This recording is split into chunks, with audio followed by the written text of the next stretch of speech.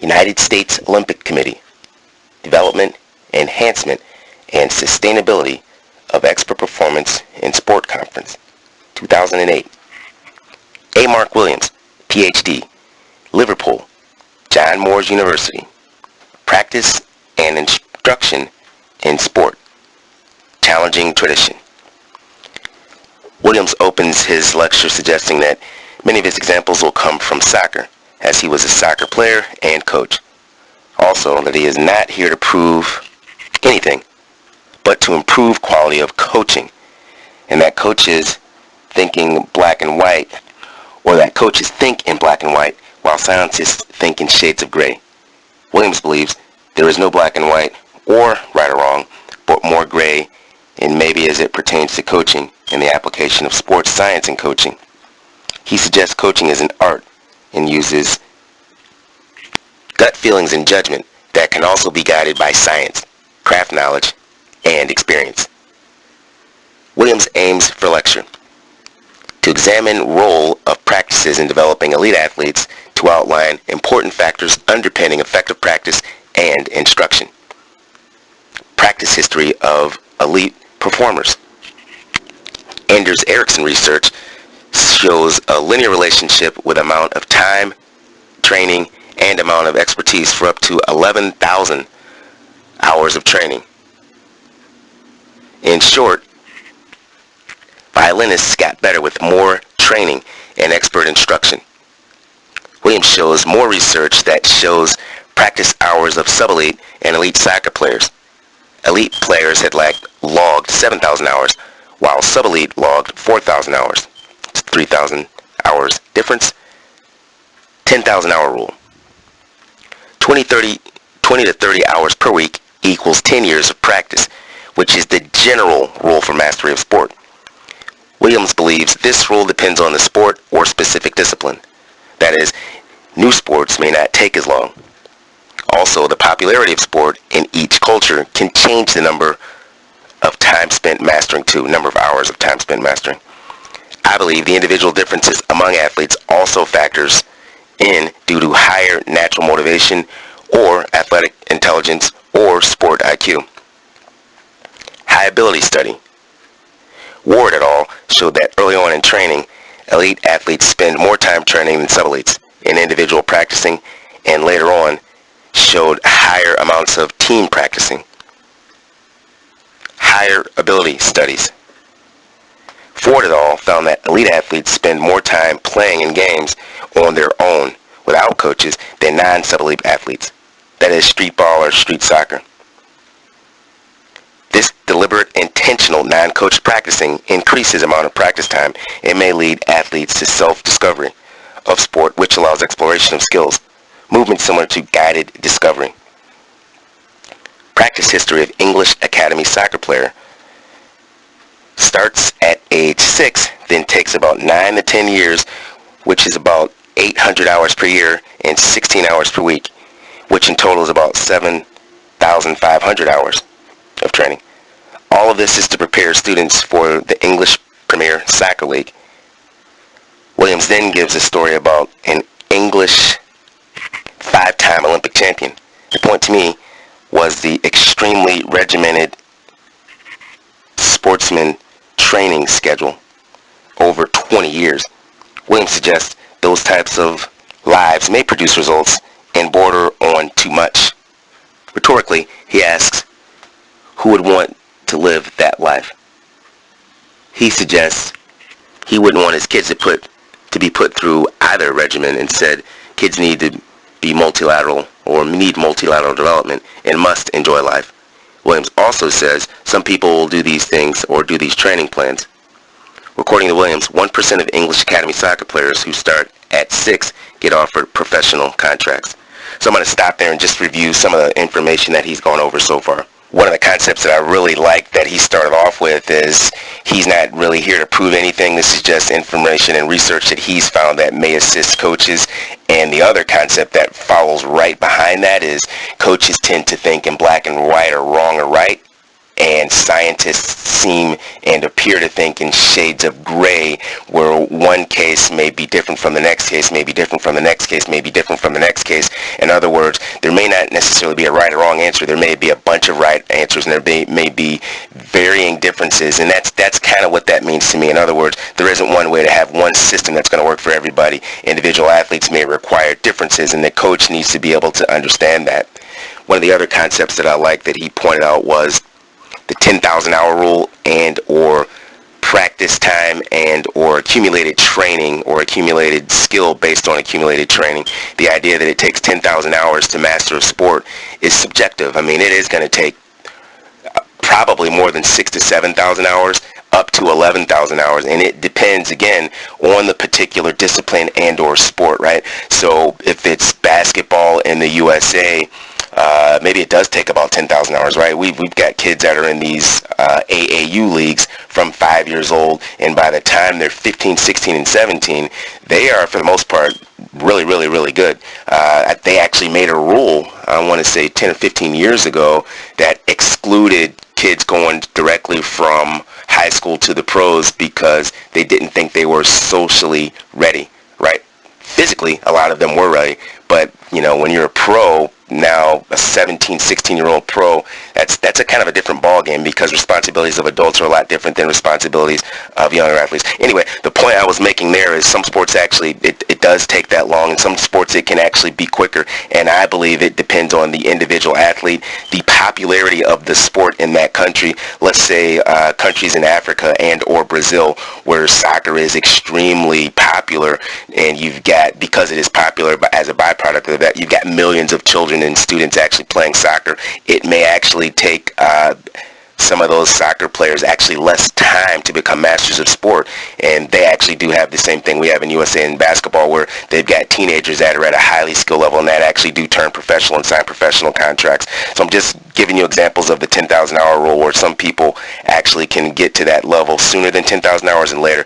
I guess the point that I'm making there is the time that it takes to accumulate mastery of sport. It isn't going to happen in a year. It isn't going to happen in 2 years. It isn't going to happen after 100 hours. It isn't going to happen after 200 hours. Typically, it's going to take around 6,000 to 7,000 up to 11,000 hours of training, which to me is a long-term plan that coaches and athletes and parents need to understand so that they buy into the long-term athlete development plan.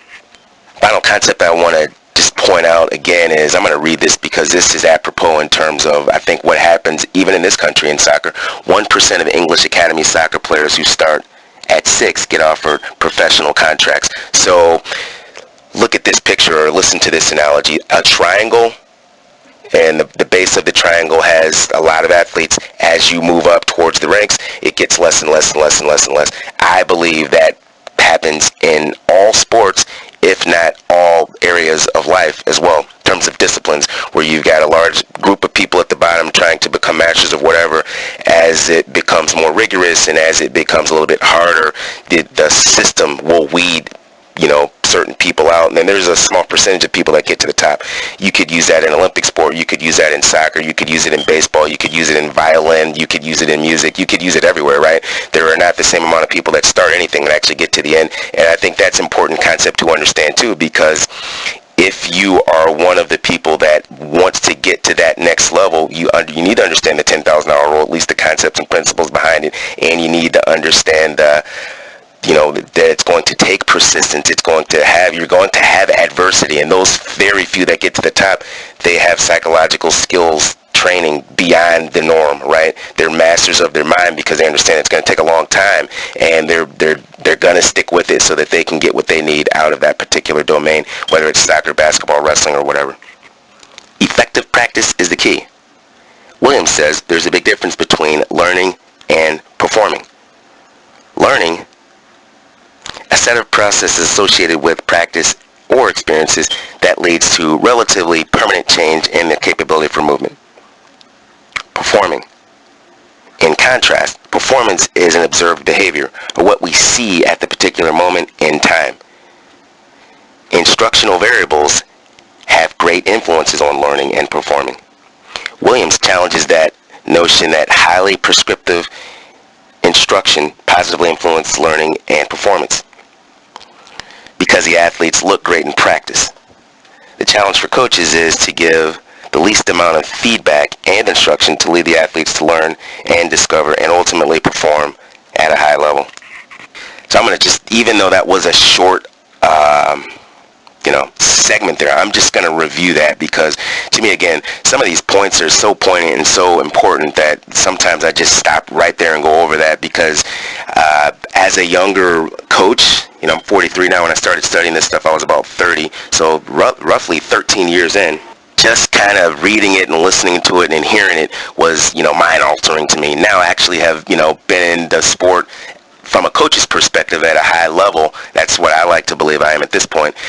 Putting all of this information into application is, I couldn't believe that it actually would work, and it does work. So the view that perfect practice is going to make perfect could be a misnomer for these reasons. It didn't say this in that last description, but this is what I'm gonna relate that description to what I just said. Practice is only as good as the competition will be. In this way, if you can make and design the practices just like competition, now you may get the same type of outcome in your competitions. Because practice is so much different than competition, sometimes the drills that we're actually using have no effect on the game because of the psychological dimension and the emotional dimension and the crowds that are there and the importance that some athletes put on competition versus training. So those concepts become real. The idea that he's talking about here is the instruction portion where you can actually instruct every movement, every dynamic of the practice in which the athlete may not necessarily learn anything, because if you do not give them a chance to try to figure things out, they become little robots. Well, in competition, they may not necessarily be able to hear every little step that you want them to do, so they've got to be able to critically think, as I like to call it, and they've got to learn how to do it on their own. So if we are teaching in a way that is great for practice, that may not necessarily be great for competition. Are demonstrations always effective? Williams research suggests learners pick up relative motion or coordination patterns. Demonstrations are most effective early in learning, and they are less effective in trying to refine or scale an existing movement pattern. Can demonstrations be detrimental? Yes. Because of the overemphasis on technical aspects of action, athletes can execute skills with varying degrees of ideal technique, and children prioritize feedback over modeling of form. Williams believes the philosophy of demonstrations can be changed, that is, let students execute skills, then show technique or options. Show only new material or structure the demonstration so varying degrees of technique are acceptable, and give less information while providing opportunity for students to discover and learn. Length of frequency of practice sessions. Optimal session is 1 to 1.5 hours, and it depends on sport and movements in sport. That is, high intensity versus low intensity. Most sports will have natural work-rest ratios, and when they don't, to prevent injuries, coach must prioritize training sessions. Frequency of practices is determined by injury risk too. Practice when fatigued, not detrimental to learning. Only performance within practice session. Variability of practice. Number 1, specific practice. Repetitive practice of skill under constant practice conditions, that is similar to drilling, of tripod front headlock over and over and over again. Number 2, variable practice. Variety within practice conditions, that is drilling front headlock, tripod from the knees, from the feet, and sitting on heels, vary during 5 to 10 minute session. Number 3, Williams says you could argue that low variability of practice is similar to drilling and skill repetitions. High variability of practice is similar to drilling several skills at once. Variability of practice, specific practice, may be better for performance, and variable practice may be better for learning. So, coaches must or could manipulate factors like distance, speed, height, and direction of skill to better mimic range of variations experienced during competitions. Conceptual interference, blocked versus random practice. Low contextual interference is practicing skill per session in blocked manner, while high contextual interference is practicing several skills in a random manner. Williams' research suggests Low contextual interference is better for performance, and high contextual interference is better for learning. And also, high contextual interference, the benefits of HCI increase when skills differ or are markedly different. Variability of practice and high contextual interference can be combined for optimal learning. Variability contextual interference model. Williams suggests most soccer coaches in England start at the low end of the variability contextual interference model continuum, then progress to the high end. When teaching coaching youth to elite level players, Williams' match play model. Play games or participate in activities that mimic sport, that is street soccer, basketball, tennis, baseball, and parks without instruction. If coaching instruction is needed, work backwards. A lot of world footballers and basketballers learn to play in parks without instruction, then go to elite academies, colleges, or teams. Open mats and open gyms is a form of this model, and students can be encouraged to participate. As an aside, there is a way less perceived or real pressure or stress in match play. Or let me read that again. As an aside, there is way less perceived or real pressure or stress in match play. Open gym, which will give students more time to learn and discover optimal moves, positions, tactics, etc. So I'm gonna review some of that material. There was a lot actually going on there. I suggest listening to it again just so you can get the gist of it, but I'll try to sum it up very quickly here. The discussion that he was essentially talking about was the type of practices that you can have, whether they're blocked and or whether they're variable. Again, we've had this sort of blocked variable discussion, I think, over the last 3 audio notes. The ideal behind variable type of practice is it is more closely going to mimic game situations. I believe you need to have blocked practice, which is doing a skill over and over and over and over again when you're learning the basic movement pattern of a skill. As an example, when we teach a double leg, if a person doesn't know how to do a level change in a penetration step, they first have to master that before they can actually do a double leg. As soon as they get the penetration step down, it's not necessary to do hours of penetration steps anymore. Now you need to figure out how do we get this penetration step into a single leg, a double leg, a high crotch, and other movements that actually are going to be variable. In other words, after you shoot a double leg, a bunch of different things can happen, and those are situations that you need to spend a lot of time on because they closely more mimic game competition or events.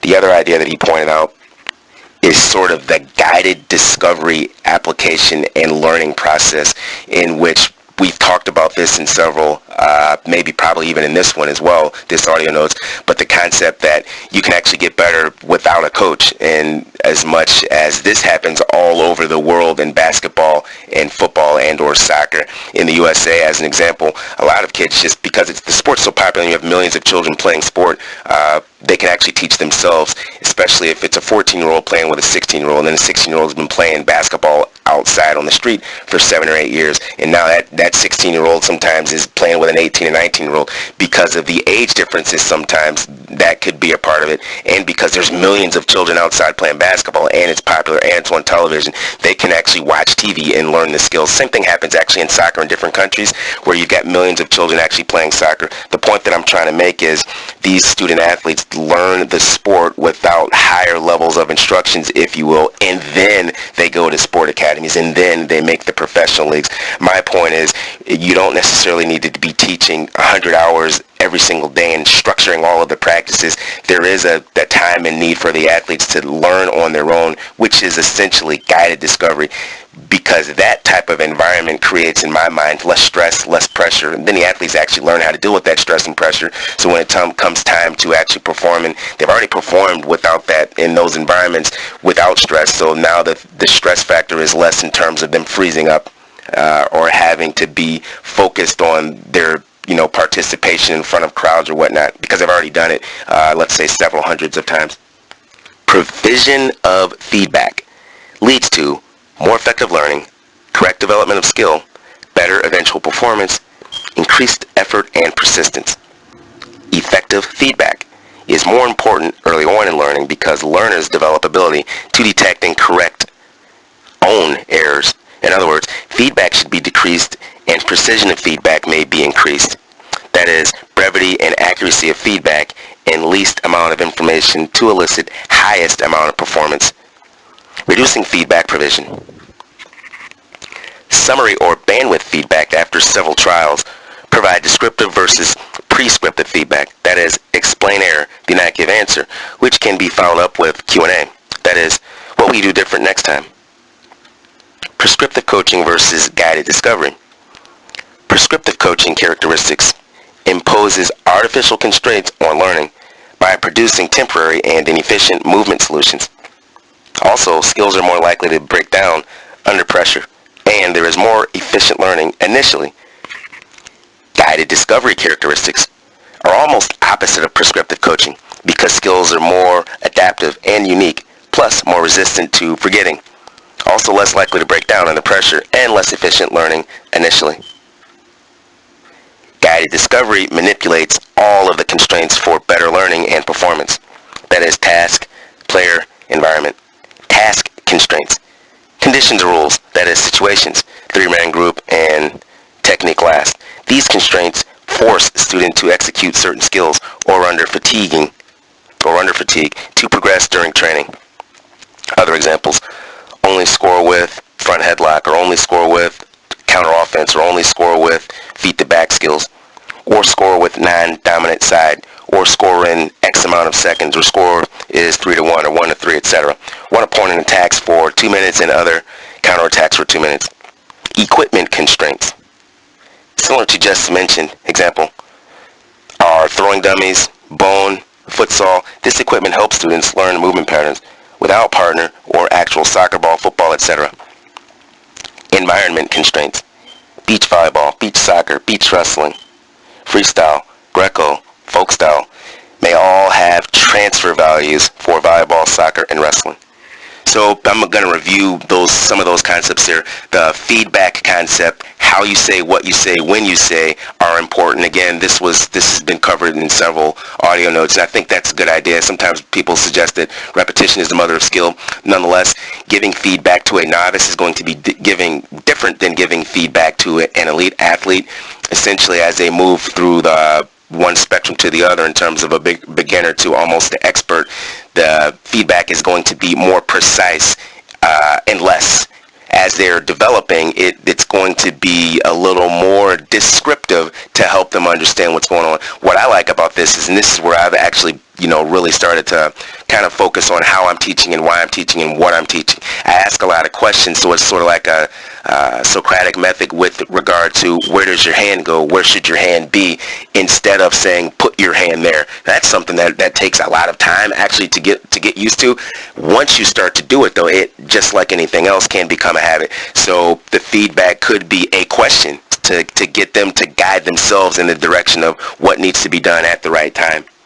In other words, if you consistently tell them what to do, where to do it, how to do it, why to do it, they may look great after 1 or 2 repetitions, but they've not thought about how to actually get it done. In other words, they don't know why they're doing it. And so they may, as soon as you turn your back, they may go back to doing something else. Again, this is long-term development. This is long-term planning. We're not trying to get them to be perfect in practice. We're trying to get them to be perfect in competition. So we're trying to get them to think about it. So over time, it actually becomes a reaction, and, or if you like to use another analogy, innate, where they don't have to think about it at all. During the learning process, though, we want them thinking, so when it comes to competition, they do not have to think about it. The last area I'll focus on is just how we're doing certain things. I use situational wrestling a lot, and there was a description there of only score with your left hand, only score with your right hand, score with 30 seconds left, defend with 30 seconds left, only score with feet to back throws, etc. So you're putting them in game-like situations. And how many game-like situations are there in wrestling? Thousands, right? You can create, just with a double leg, you can probably come up with 10 or 12 different situations that may actually occur in a match. The idea, though, there with that specific constraint is to put them in situations that are more likely to happen, which leads into a whole nother discussion of video review and film review. After you've watched, as an example, the World Championships, you've seen the skills that are more likely to happen. But if you take it all the way down to the grassroots level, again, I always like to say, let's teach the athletes how it's going to be at the highest level and then work backwards from there. But let's say you're watching the junior nationals finals, all of them, and then you're watching the state finals, all of them, and then you're reviewing the most material that happens again and again and again. Now you tailor your practice based on what you're seeing at the highest level, whether it's a state championship, junior national championship, senior national championship, world championships, and or the Olympics. You make your drills and or your task constraints based on what you're actually seeing in competition. Of course, you first have to teach them the basics of the skill, but once you get past that block training of teaching them how to do a correct movement pattern, now you vary the training with these task constraints that we've just kind of given an example of. The other two constraints I think that are important are equipment constraints and environment constraints. I'll do environment first. In our sport, wrestling, we basically we already have it built in, right? Freestyle, Greco-Roman, and folk style, right? Those are different sports, and they're the same sports. There's a lot of carryover value between each sport, and there's variable training because the athletes are actually getting a break. Psychologically, they're getting a break because it's not the same thing over and over and over again. And studies have shown that a lot of motivation comes from the mind, right? Because something is different, some student athletes may be more apt to try it. So I think we can get better in each sport if we do each sport nonetheless, and we can also have a large carryover value where we can keep, our high school student athletes in sport maybe throughout the year, provided we understand the concepts of periodization as well. The equipment constraints, I think that's important too, because once we learn how to use the equipment, like I was in a training center and wrestling rooms that had throwing dummies and a bone and medicine balls and all of this equipment where we can do sport-specific type of training. Of course, we need to learn how to use those as coaches. Then we can teach the athletes to use them. Not only does it prevent injuries in terms of throwing someone on the mat 10 times in a row, but we also learn how to do sport-specific skills with a dummy, so we can prevent injuries, and we can change the practice up just a little bit because, again, it's not the same thing. Take-home messages. Use demonstrations sparingly after initial practice and fade out over time. Williams suggests more research needs to be done because it's difficult to measure effectiveness of practices with regard to transfer of practice to real-world tasks or competition. He says coaches should work more with skill acquisition specialists. Variable and random practice are essential and add variety to practice, plus mimic game conditions better than blocked practice. Feedback is important initially and should be faded out over time, according to Williams. Finally, Williams says coaches could use a hands-off versus hands-on process, suggesting coaches provide less feedback, instruction, and demonstrating so the students are allowed to think more and be guided in the right direction. I believe this idea may encourage critical thinking and enhance the decision-making process. William ends his excerpt with this quote: "We need to move towards a culture where evidence-based practice permeates all aspects of player development at the elite level," which to me suggests coaches need to do homework and research with videos, books, and lectures like this one to further assist athletes. Q&A. Williams suggests athletes and coaches should explore what works and what doesn't work, then reflect deeply to consider evolving and developing. Williams goes on to say coaching is more of an art than an actual science, and coaches should also use craft knowledge and experience because measuring success is challenging because there are many variables that lead to success that are sometimes difficult to measure. That is sports psychology, nutrition, strength and conditioning, technique, tactics, etc. Williams summarizes several questions and suggests that specificity is important for transfer and skill acquisition related to high performances, and also suggests coaches must try ideas that are evidence-based and try their own ideas and see their effectiveness. Again, he suggests measuring transfer or effectiveness is challenging for many ideas due to many variables that lead to success. So he kind of, and just in his question and answer in the summary, he kind of leads in the direction of it's very difficult to measure the effectiveness of success because there are so many different variables that lead to success. One could be how you're doing your training. The other could be the motivation of that particular athlete. Another side of it could be nutrition. Another side of it could be just basic sleep. So the idea that one suit or one system is going to fit all I think, is a misnomer, and he's leading to coaches have to find out what works best. Coaches have to do the research. Coaches have to do the study and then test it one year to the next and see what actually works best. On another note, I think coaches that have very good systems and or programs, they're out there, right? John Wooden is someone that comes to my mind as a collegiate coach that was able to do great things with his teams, and he had a system. Dan Gable is another person I think that had a unique system that worked for almost 2 decades. So I'm saying all that because there are different coaches in their different sports, but they have a system that works, and coaches, I think, need to figure out what works best for them and maybe use models like these lectures here and these audio notes and or coaches like a John Wooden or Dan Gable, and then study those, and then we can have, I think, a better effect on our student athletes and or any system that we would like to use.